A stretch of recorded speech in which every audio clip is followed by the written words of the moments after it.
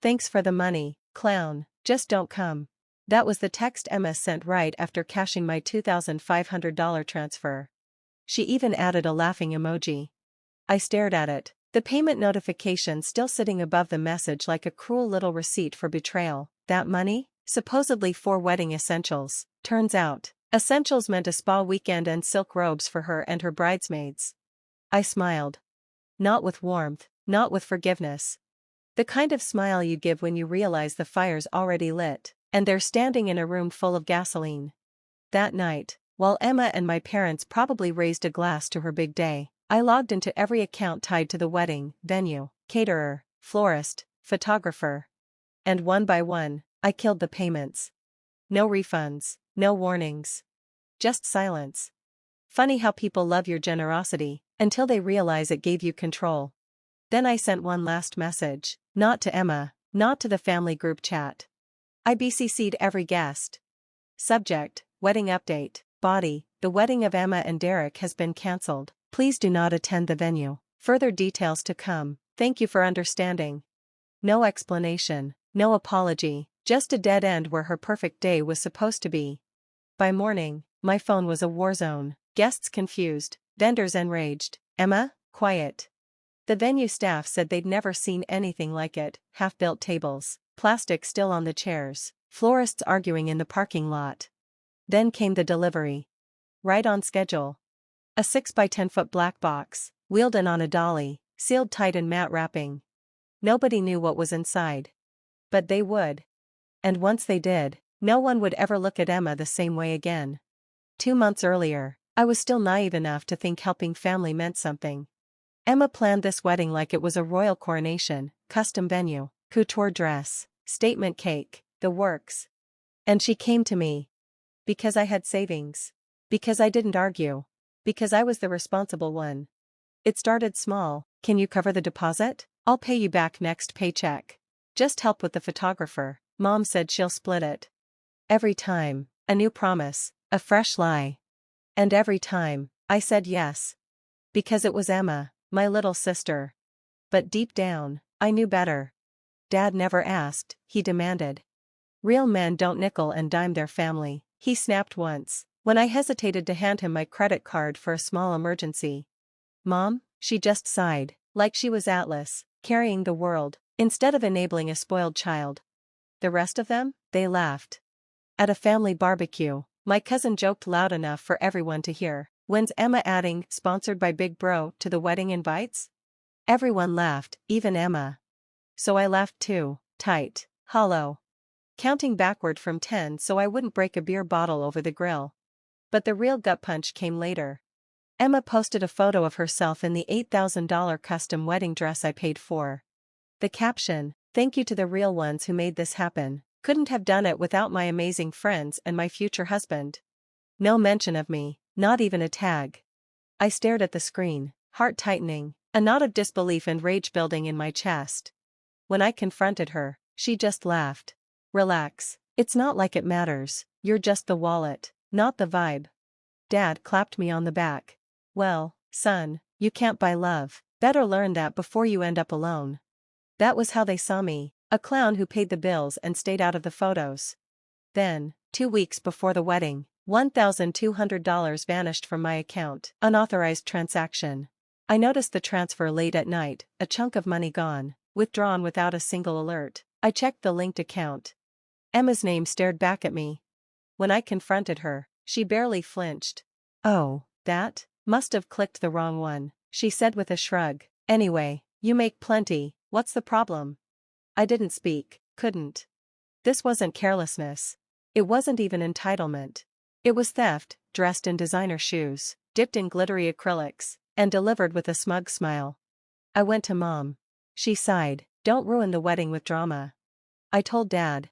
He barked, "You're a grown man whining over pocket change?" And just like that, I saw it. I was alone. Had been for a long time. The humiliation. A week before the wedding, the final blow landed, not private, not quiet. Emma posted a TikTok. It was me, standing outside the bridal boutique, awkwardly holding her dress bag, scrolling my phone like a human coat rack. The caption? When your wedding sponsor is your brother #thanks for the money. It exploded, tens of thousands of views. Comments flooded in, mocking me, the sad little man footing the bill. Then came a message from a coworker. Yo, is this you? Attached, a screenshot. I went cold. And somewhere deep inside, something turned sharp. Not sadness. Not shock. Something surgical.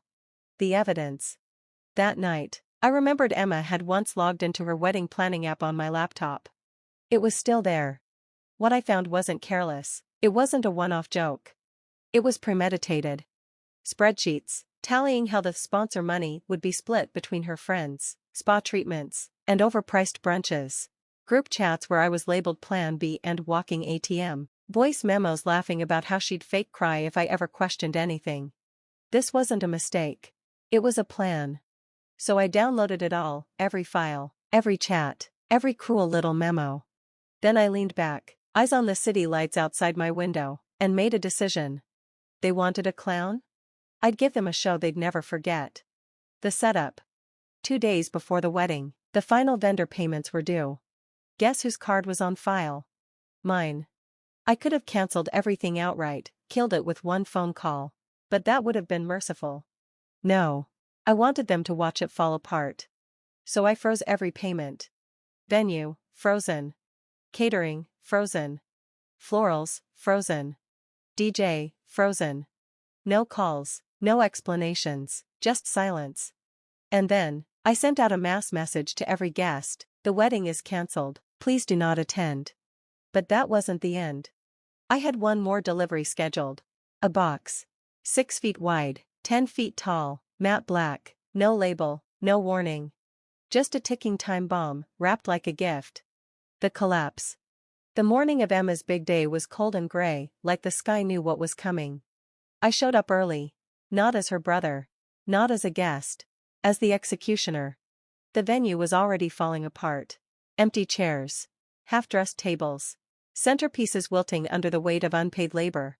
Emma stood near the entrance, phone clutched to her ear, veil fluttering like a flag of surrender.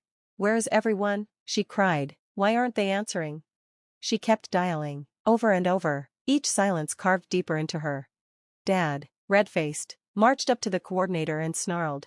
This is your screw-up. The woman didn't flinch. No, sir, the event was cancelled yesterday. Vendors were notified. Emma spun toward her, eyes wide with panic. Cancelled? By who? I didn't answer. Not yet. Then, the van arrived. 2 men rolled the massive black box right to the center of the venue, placing it beneath the arch. Emma stepped back. What the hell is that? Dad shouted, get that out of here. But the men ignored him. Because I had signed for the delivery. Then, click. The box whirred. The front panel exploded open with a thunderous bang. People jumped. Emma screamed. And out stepped a clown. Full costume, red wig, painted grin. In one hand, a flashing sign. Wedding cancelled. In the other, an air horn. The clown pressed it. Hunk. Then burst into hysterical, maniacal laughter. Not playful. Not funny. It echoed across the empty courtyard like a curse. Emma reeled.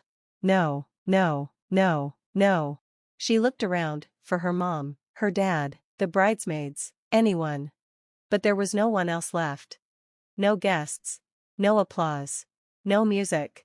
Just a clown. Spinning, laughing, honking. Dad lunged, slipped and hit the ground.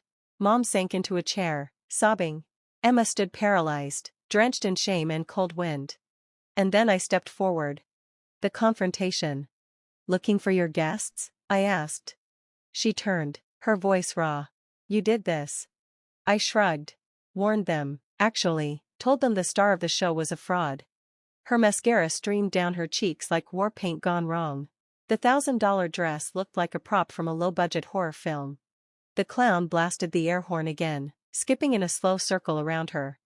Emma snapped. She hurled her bouquet at him. Missed by a mile. The clown bowed, grinning. Then cartwheeled across the lawn and disappeared behind the box, still howling with laughter.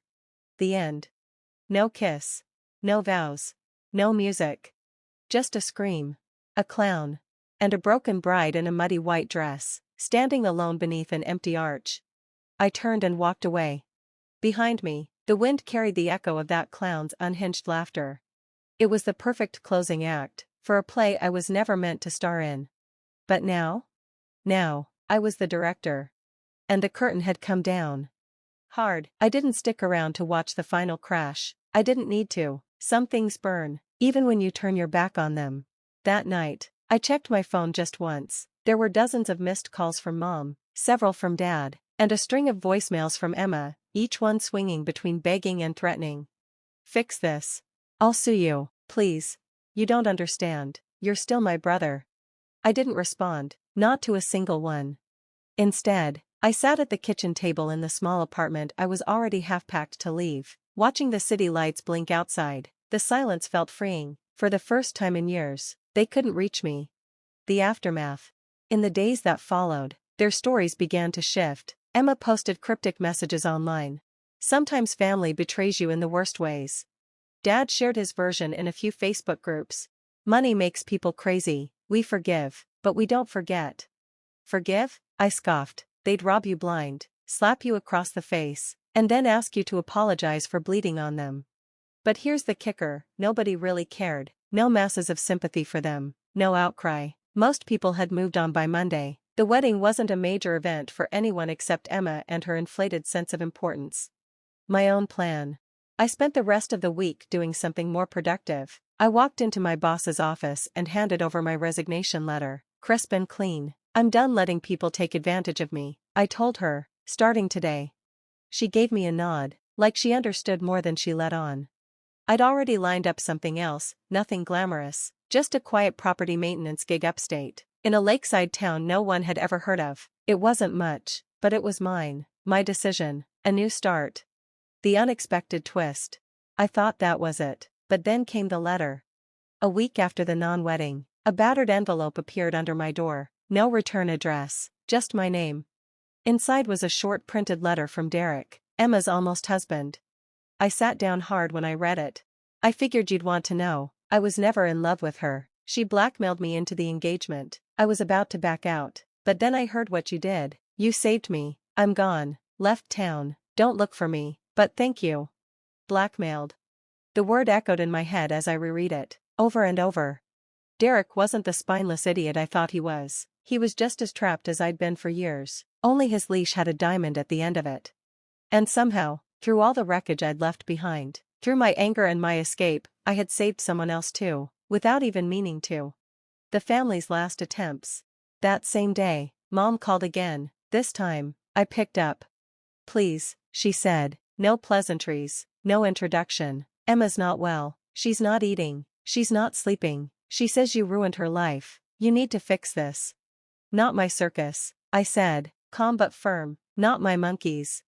You were supposed to be her brother, Mom shot back, her voice dripping with fake concern. You think walking away makes you better? I smiled, though she couldn't see it. It doesn't make me better, I said, it makes me free. And then I hung up. I blocked their numbers. I changed my email, deleted the old group chats, signed the new lease, the final move. Before I left town, I made one last stop, the bank. A few months earlier, when Emma was busy collecting money for her fairy tale wedding, she'd managed to get my parents to co-sign a loan, using my name as emergency backup. They thought I wouldn't notice, thought I'd always be there to bail them out. They were wrong. I handed the bank a stack of documents, proof of fraud, withdrawal of consent, a request for a full investigation. Their little financial house of cards was about to come crashing down in ways they couldn't even imagine. The foundation they'd built their lives on, my forgiveness, my silence, my willingness to clean up their mess, was gone. Now, they'd have to live with the rubble. New beginning. 2 weeks later, I stood on a small porch, overlooking a silver lake. No buzzing phones, no urgent texts, no fake tears, just the wind rustling through the trees and the first scent of autumn in the air. I signed the final papers that morning. The maintenance business was mine, old, a little worn down, but honest, and with it, a small cabin, nothing fancy, but solid. I moved in the same day, carried everything myself, box after box. Not a single thing from my old life crossed the threshold. When I was done, I changed my phone number, printed it out, framed it, and hung it over the door. Above it, a small wooden sign I'd carved myself. No clowns allowed. 3 months later. A letter showed up, no name, no stamp, hand-delivered. I opened it on the porch of my cabin, under a sky streaked with gold and blue. Inside, a single sheet of paper. You should come home. Emma's in therapy now, she forgives you. Mom says Christmas won't be the same without you. Dad says, we all made mistakes. I read it twice, laughed once. Forgives me. They still didn't get it. I wasn't waiting for forgiveness, I wasn't asking for a seat at their rotten table. I built my own table, and it didn't have room for thieves, liars, or people who only loved you when your wallet was open. The last test. Curious, I checked my old Facebook account, quietly, under a burner profile. Emma had posted again, a photo of a sad, half-empty Christmas dinner table. Caption, some people will always choose pride over family, hope you're happy. Dad had commented underneath, forgive and forget, even when they abandon you. Mom added a sad face emoji. They were still playing the same broken record, still rewriting history with cheap ink. Still pretending that love meant obedience, still hoping their crocodile tears would make me crawl back and fix the mess they created. That realization, it hit me like a punch to the gut. It wasn't that they hated me, it wasn't that they didn't love me. They just loved what I could do for them, loved my silence, loved my guilt. Without it, they were nothing. And I wasn't broken anymore. I didn't need a war, I didn't need to explain myself to people who built an entire life where I was just a backup plan. I didn't even hate them. You can't hate a black hole for pulling things in, it's just what it does. You just have to walk away far enough that its gravity can't touch you. The final gesture. That afternoon, I walked into town, small, quiet, the kind of place where people say good morning, and mean it. I stopped by the post office and filled out a simple form, new name on the mailbox, no forwarding address. Then I went to the hardware store and bought a new lock for my gate. I hung a small, hand-carved wooden sign under my mailbox, private property, no clowns allowed. A couple of the old-timers chuckled when they saw it. One nodded and said, good policy. I smiled, tucked my hands into my jacket pockets, and looked out over the silver lake, endless and free. The unexpected closure. The day I finished settling into my new life, something happened I hadn't expected. I got a call. Not from Emma. Not from Mom. Not from Dad. It was from Derek, the almost groom, the man I'd unknowingly saved. He didn't say much, just that he was in Montana now, working construction, happy. He thanked me, said the day I pulled the plug on the wedding was the day he got his life back. Told me he hoped I found peace too. Then he hung up. No long speeches, no promises to stay in touch. Just two men. Strangers, really. Bound by the same simple truth. Sometimes you don't escape the circus. Sometimes you burn it down. The final thought. I wasn't angry anymore, not sad, not bitter. I was just done. And you know what? Peace doesn't come with fireworks or grand gestures. It comes in the quiet moments. In knowing that you're no longer anyone's fool. I wasn't the clown. I wasn't the sideshow. I was the man who burned down the tent, salted the earth, and walked away whistling. Because sometimes, surviving isn't enough. Sometimes the real victory is becoming so untouchable that no one dares build a cage for you, ever again.